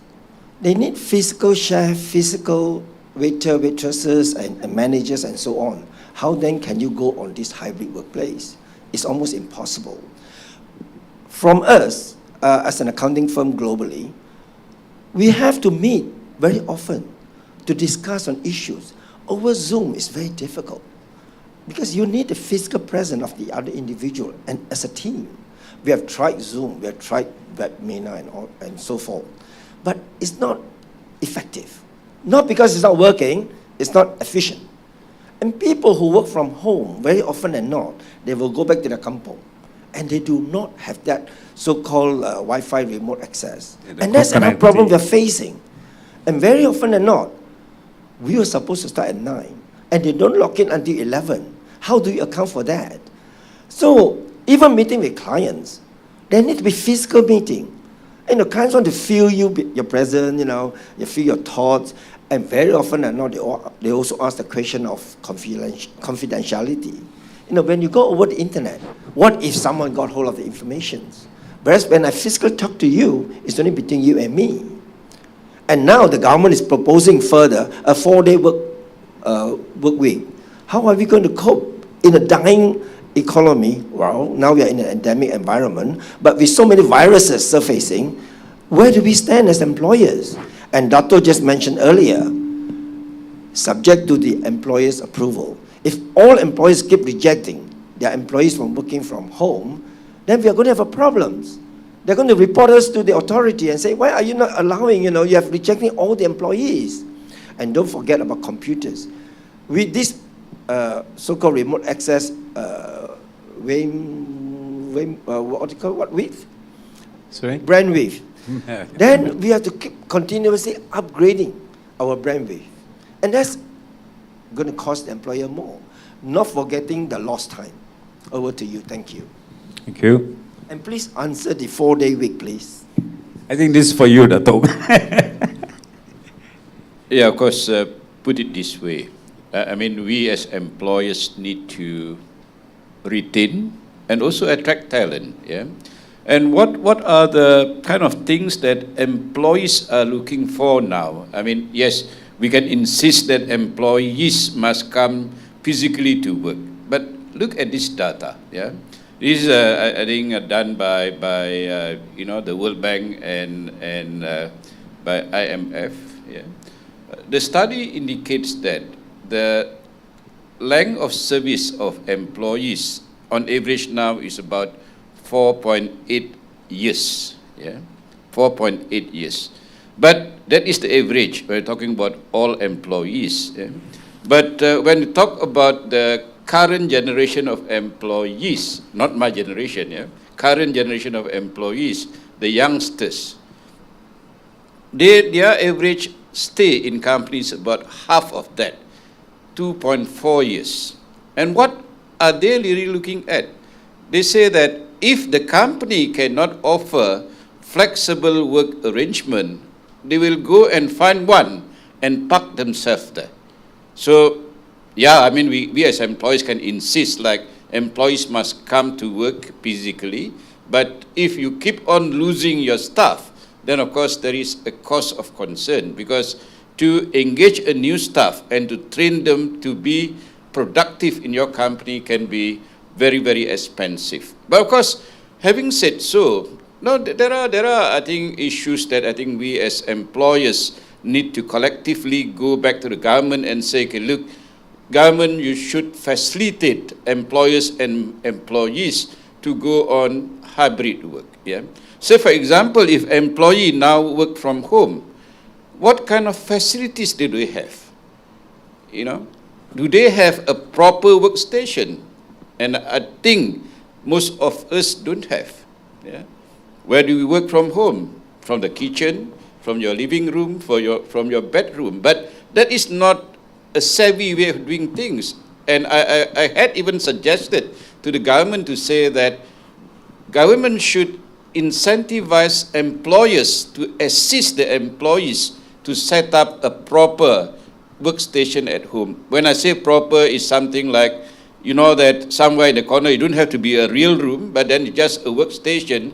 And the people in your house knows that if actually someone goes to that workstation, he or she should not be disturbed. He or she should be given all the time, the assistant to perform his or her work from that workstation. And of course, sometimes the laws need also to be very clear, because currently, when you talk about workplace injury, so had defined workplace injury as commuting injury plus also injuries caused at the workplace. Yeah? So if you are at home and you got injured while actually from the kitchen to go to your workstation, you got injured, is that workplace injury?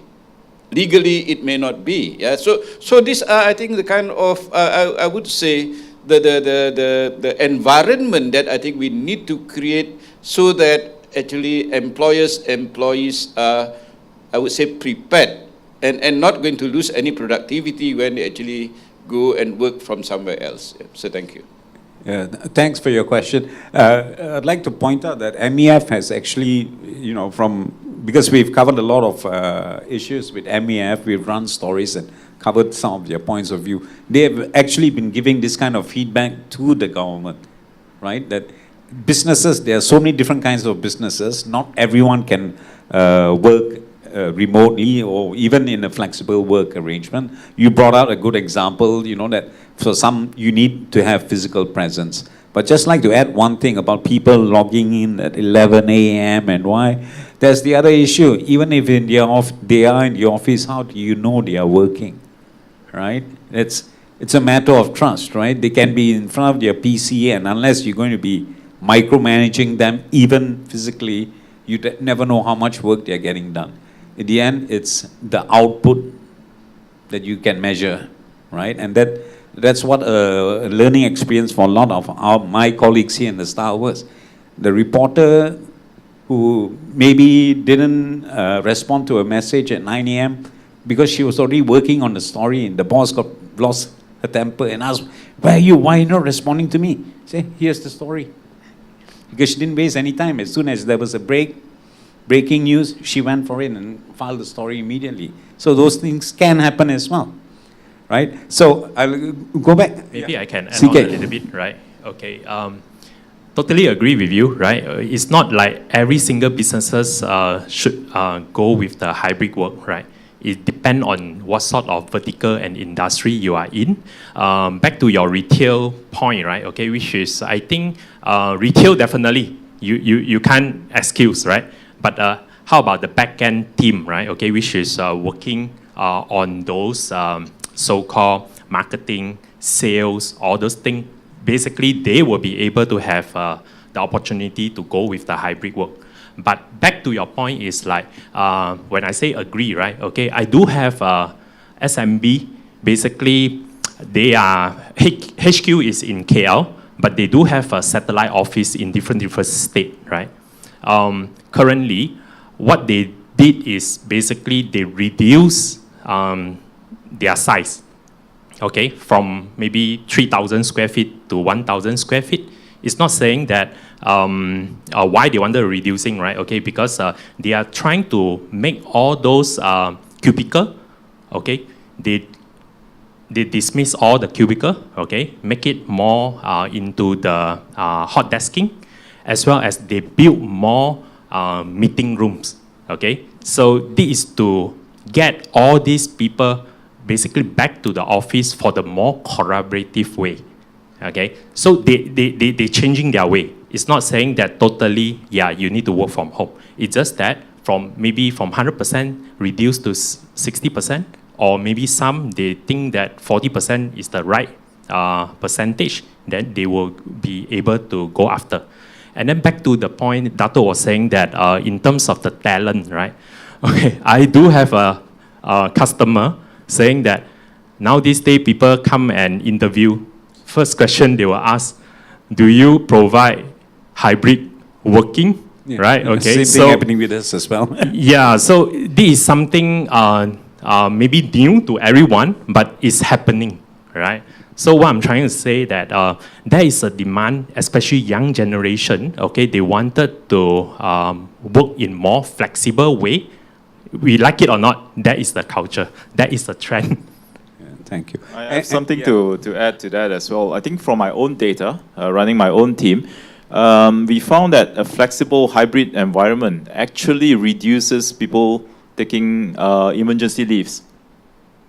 And those suspicious MCs, no more. Yeah. Yeah, we've seen a lot. I mean, even personally, for instance, before the pandemic, if I have a cold or a slight flu or coughing and all that, it would be crazy for me to come into the office because I might spread it to everyone else. Now I can actually carry on working. It's not a debilitating disease. I can work, but in the old days, I would have taken an MC because I don't want to infect anyone else. Now actually I can work, which is actually bad for me personally. So there are two sides to every story. Okay, we've got this one. I'm sorry, Dato Samsudin, it's for you as well. Very quick question: are there any tax incentives for companies to adopt flexible working arrangements, or is this in the horizon or on the drawing board? Yeah, currently there is no particular tax incentive for hybrid work or even companies adopting a flexible work arrangement. And this is where I would say that the whole ecosystem has to change. Yeah? And of course, I would say that since this is something new, and of course, many people are interested in that, I would say that it will be good if the government can actually put some tax incentive for employers, for employees to go under this new system. So, before GE15 comes, you know what to ask your MP for. Right. We've got this question number 7 from DR. And this goes through any of these 3 gentlemen. We start with, sorry, Jerry, you've been quiet, so we'll start with you first. What is the most effective way or method to supervise and manage employees in a hybrid environment? Aside from trust, and how do we stop ourselves from micromanaging? Yeah, so for us in Experian, we practice Agile.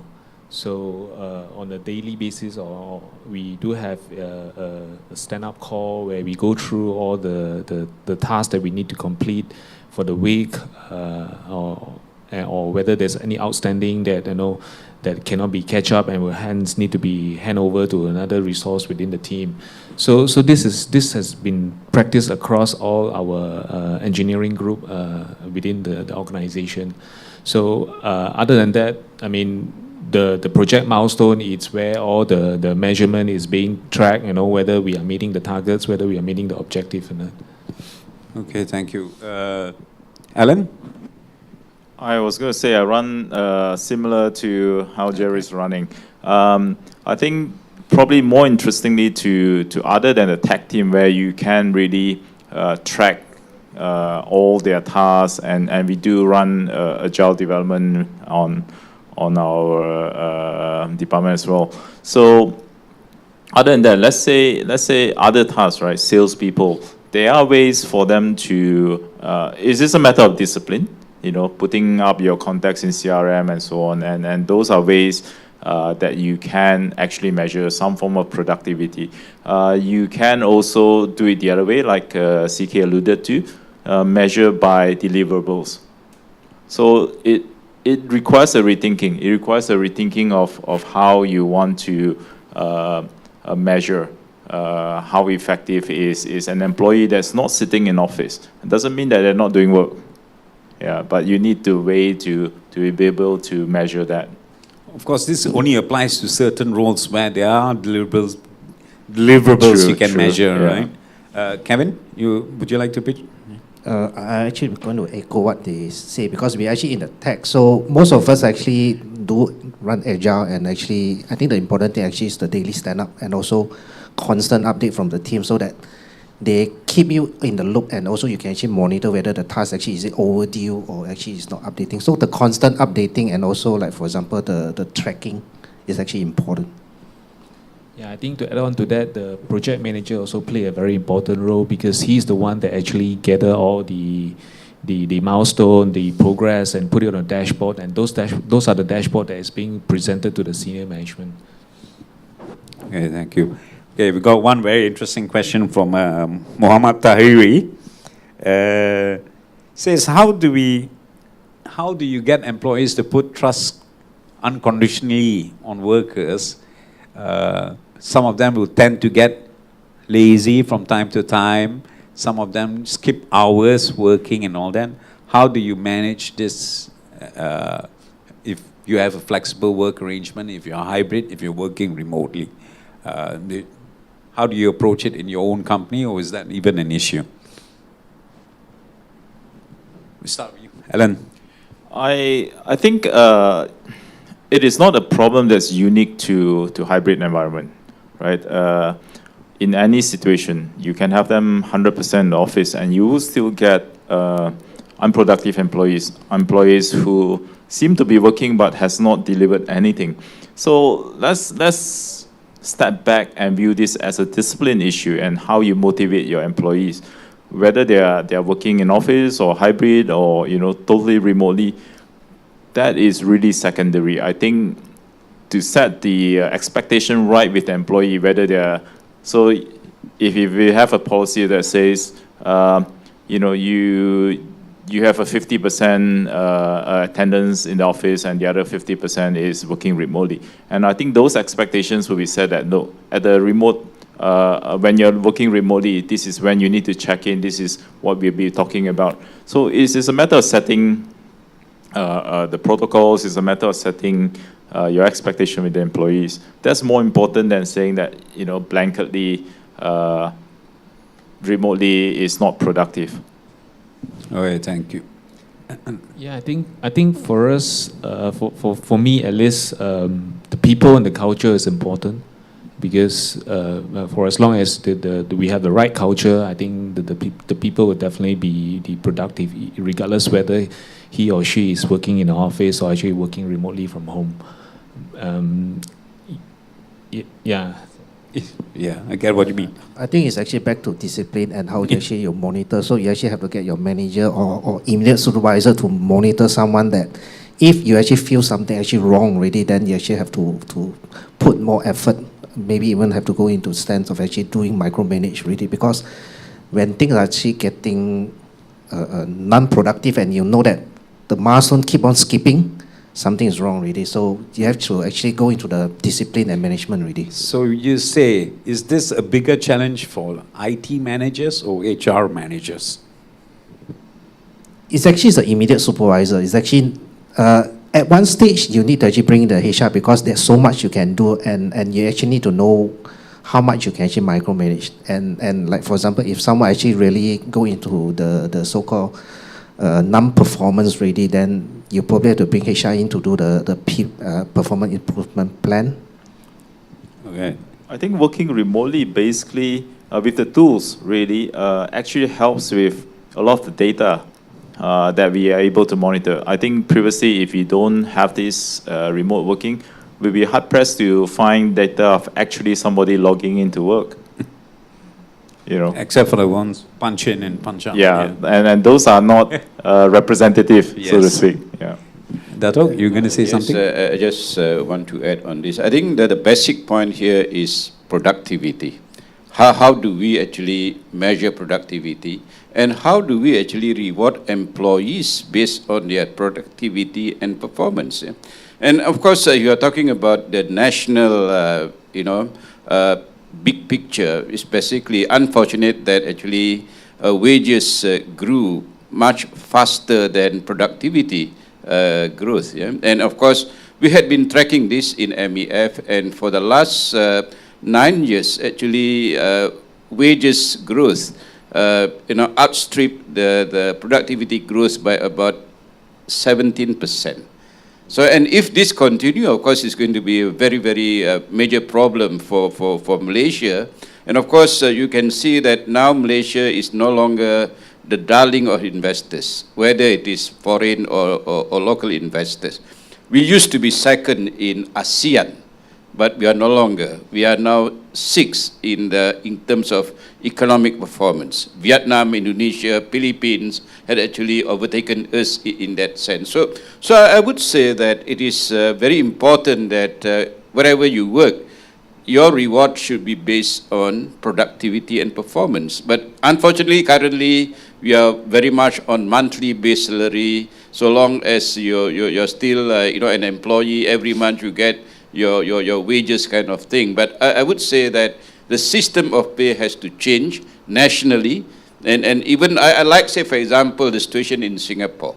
They say that by law, if you cannot have contractual bonus of 1 month, more than 1 month, for the year, anything beyond 1 month must be based on productivity and performance. Yeah? So that's a kind of thing that MEF had been trying to push for the government to adopt, but unfortunately, that kind of move may not be popular. Yeah, that's why until now, it is not yet implemented. Okay, thank you. Gentlemen, ladies and gentlemen in the audience, our time is actually up, but I'd like to leave one question for CK. If you had the top 3 things as an SMB should do to future-proof its workplace, what would your recommendation be? The first 3 things or 3 steps they must take to future-proof their workplace. Very good question. So I think, first thing first, all the SME entrepreneur, you need to put aside, right? Okay, always think that all this hybrid work, technology stuff, right, is only suitable for enterprises, right? So I think this is the first thing they need to make the mind clear, which is all these hybrid work technology things, right, basically is suitable for all the businesses, all the vertical, right? That's first thing. Second thing, I think we need to get the objective clear, right? Objective clear, as well as we need to start fast, right? When you get your objective clear, you start, meaning you're going to explore, because everything starts with the exploring, right? Once you explore, you hit the roadblock, then you improve from day to day, okay? The last thing I can think of is, because just now I think Derek did share all this network transformation, security, bandwidth, connectivity is a tough one, right? Okay, for all the SME. So my thinking is always start with any so-called trustable, partner, IT partner, right? Okay, work with them, right? Let them advise you what should start first, right? Okay, because that is a long journey, right? Okay, you can start with short term, medium term, long term, but you need to start somewhere else. Let them advise you, right? So we do in Cisco, we do have a lot of 2,000, at least 2,000 to 3,000 channel ecosystem. Okay, IT provider will be able to assist you guys. Okay, can I add a fourth one? Identify your use case and then work on it so that you have one project that you can use as an example for the rest of the company. Would that help as well? Basically, we do not have a so-called one approach fit all the size, right? Okay, so don't always think that is a wrong mindset, right? Because each of the vertical, each of the businesses, they do have different needs. Yeah. So that is something which is I wanted to be very transparent to everyone, right? Don't always think that something which is those people is working well, then you try to replicate. It might not suit your environment because we do have different needs based on the each of the business. Right. Thank you. Thank you, gentlemen, and thank you to our audience and all. Time's up, so I'm going to pass my mic back to Joan. All right. Thank you very much, gentlemen. Wow. I mean, I learned a lot from this entire session. And I think personally, again, what I also very much agree is that end of the day, it's always about the culture and mindset and, productivity and whatnot. So, all right. Thank you very much, Hannah, Derek, Asohan, Dato Shamsuddin, Chi Kyong, Kevin, Jerry, and Ellen for the wonderful presentation, as well as for your great sharing. You, gentlemen, you may take your seat now.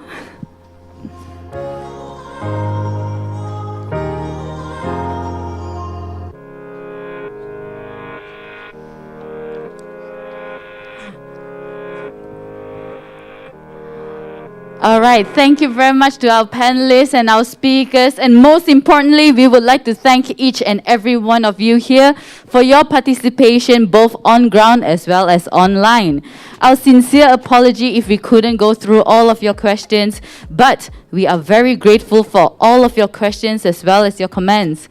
We hope that you've been inspired from this webinar to empower your hybrid workforce culture without compromising on privacy and security for more flexibility. Now, before we end, as mentioned earlier, please share your thoughts with us about this hybrid webinar by completing a short survey. You may scan the QR code as shown on the screen to complete the survey, or to go to bit.ly/Cisco21July survey. I repeat, bit.ly/Cisco21July survey. Your feedback is very important to us to keep providing you with better event experience. I can see some of you holding camera already. Very good. Okay, to our guests here in Menara staff, please also remember to head to the exit later and collect your door gifts, okay? And if you'd like to arrange for a free trial with Cisco representative, or to discuss any of your organization challenges or business concerns, you may also indicate in the survey as well. Ladies and gentlemen, on behalf of Star Media Group, thank you once again for your participation and for staying with us till the end of the session. We would also like to thank our partner, Cisco, for coming with us to make this hybrid webinar a success. If you need any assistance, please reach out to us at events@thestar.com.my. We look forward to hosting you again at the next Star Media Group event. Till then, take care, stay safe, and drive safe, guys. Cheers.